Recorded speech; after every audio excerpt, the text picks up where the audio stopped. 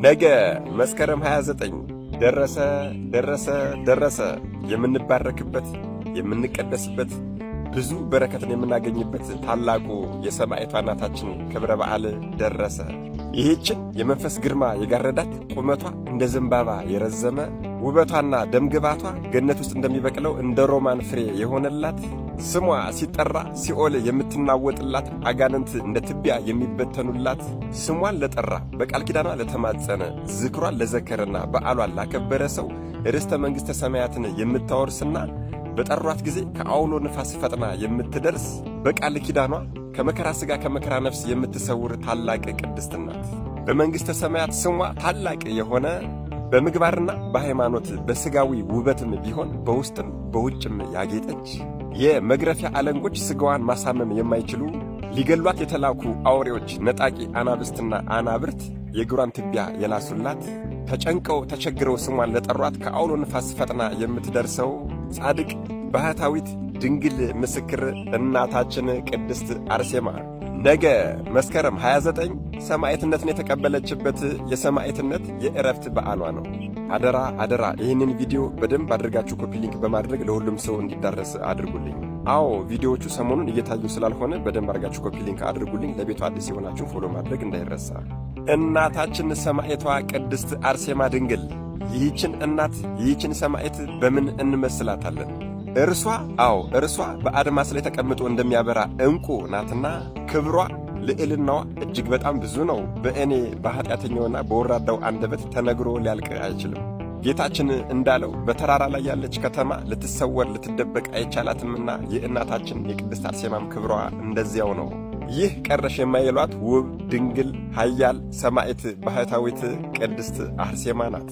ነገሥታትና መኳንንት ውበቷን አይተው መታገስና መቋቋም የማይቻላቸው ይህች ቅድስት የአርማንያው ንጉሥ ድርጣድስ ላግባሽ ባላት ጊዜ እንኳን እኔ የክርስቶስ ሙሽራ ነኝ ብላ ያሳፈረች ቅድስት ናት።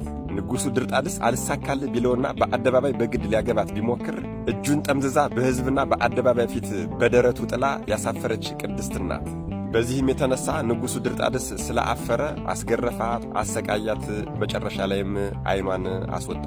በዚያም ሰዓት ስም አጠራሯ የከበረና የተመሰገነ እናታችን ቅድስተ ቅዱሳን ቅድስት ድንግል ማርያም ከሰማየ ሰማያት ወርዳ የብርሃን ዓይንን ተክላላታለች። ንጉሡ ግን በዚህ አላበቃም። ደናግላን እህቶቿና ወንድሞቿን ወስዶ አንገታቸውን አሰየፋቸው። በመጨረሻም የእናታችን የቅድስት አርሴማ የመንፈስ እናቷን እናታችን ቅድስት አጋታን ወስዶ በአንገቷ ገመድ አስገብቶ በማንጠልጠል ጽኑ ስቃይን በማሰቃየት እሺ እንድትለው ማስደረግም ፈልጎ ነበር።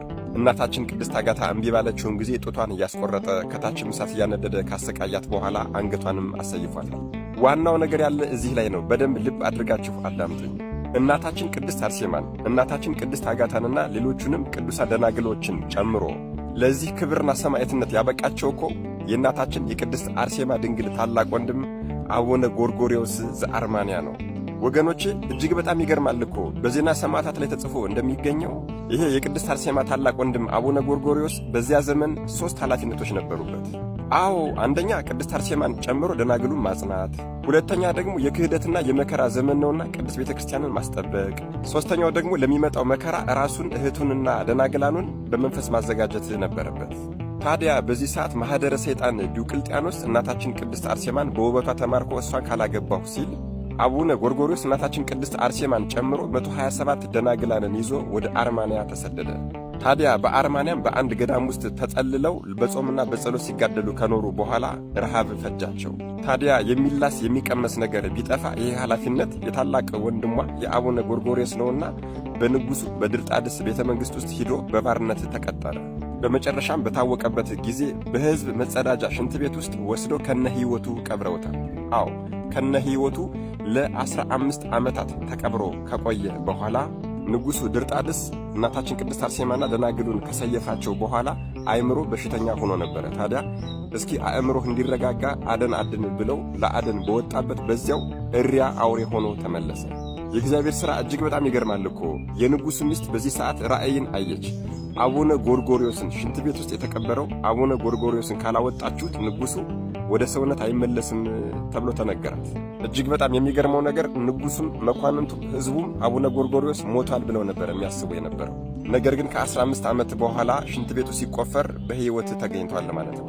ታዲያ ይህ ታላቅ አባት አቡነ ጎርጎርዮስ ከሽንት ቤት ውስጥ እንደወጣ ሥራ አልፈታም። ወዲያው የእህቱን የቅድስት አርሴማ ድንግልንና የሌሎችንም ደናግላን ሥጋ ፍለጋ ጀመረ። ይህ ንጉሡ ድርጣድስ ደግሞ መስከረም 29 ቀን እናታችን ቅድስት አርሴማን፣ ቅድስት አጋታንና 127ቱን ደናግላን አንገታቸውን ካሰየፈ በኋላ ወስዶ ከተራራ ወደ ገደል ጥሏቸው ነበር። ታዲያ ይህ ታላቅ አባት አቡነ ጎርጎርዮስ መድኃኔዓለም ኢየሱስ ክርስቶስ ረድቶት የእናታችን የቅድስት አርሴማ ድንግልንና የደናግላኑን ሥጋ አግኝቶታል ማለት ነው። ከዚያም